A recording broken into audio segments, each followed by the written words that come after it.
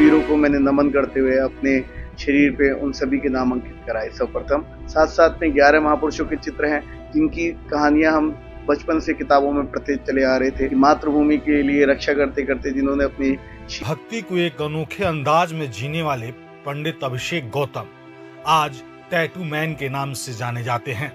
पेशे से interior architect और एक जुनूनी सोलो राइडर, अभिषेक ने अपने शरीर को शहीदों की याद में एक चलता फिरता स्मारक बना दिया है। अभिषेक ने अपने शरीर पर 569 कारगिल युद्ध के शहीदों के नाम के टैटू गुदवाए हैं। साथ ही चंद्रशेखर आजाद, भगत सिंह, महात्मा गांधी समेत 11 महान क्रांतिकारियों के चित्र भी अंकित करवाए हैं। कुल मिलाकर उनके शरीर पर अब 636 नाम और चित्र दर्ज हैं।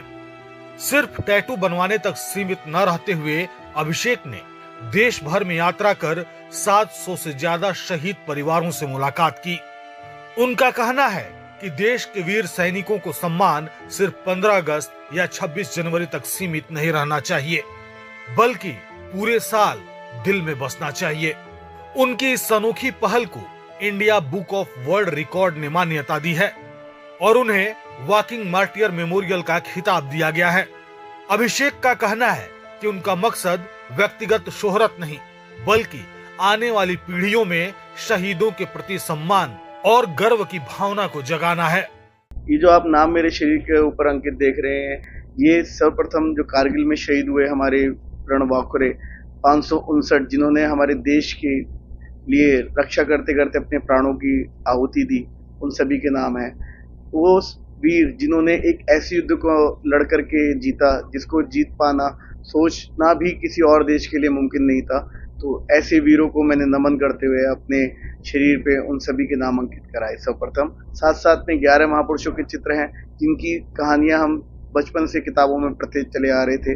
चंद्रशेखर आजाद, भगत सिंह, सुभाष चंद्र बोस, गुरु गोविंद सिंह, महारानी लक्ष्मीबाई, चाणक्य, ये सभी वो नाम है जिनसे मैंने कहीं ना कहीं प्रेरणा ली है। महात्मा गांधी जी, तो वो सभी मैंने चित्र स्वरूप अपने शरीर पर अंकित कराए और इंडिया गेट और इस शहीदी स्मारक का चिन्ह भी मेरे शरीर पे अंकित है।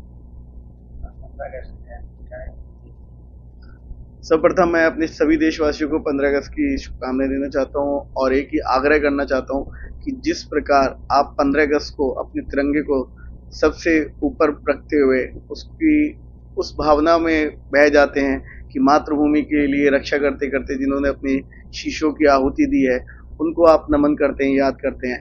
मैं चाहता हूं कि उस 15 अगस्त के बाद भी 16 अगस्त हो, चाहे 17 अगस्त हो, चाहे 18 अगस्त, उसके बाद अगली 14 अगस्त तक भी आप वही भाव अपने मन में बना के रखें। हमारे देश के अमर जवानों के नाम, उनके बलिदान को कभी ना भूलें।